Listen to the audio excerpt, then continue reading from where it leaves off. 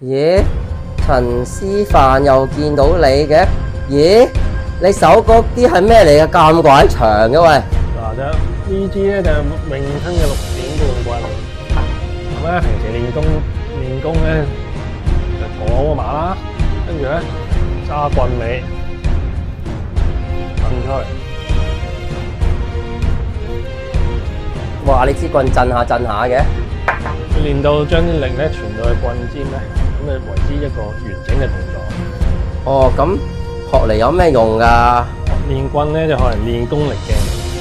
咁要咁多功力嚟做乜鬼啊？我哋香港又唔打交嘅。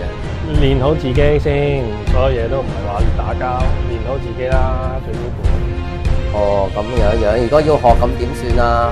要學緊係嚟揾我哋啦。咁又係咪要練好耐先有得學棍㗎？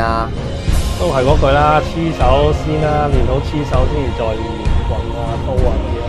哦，即係都有希望嘅，都有機會係可以學到刀棍嘅。勤力啲就得㗎啦。哦，好啦。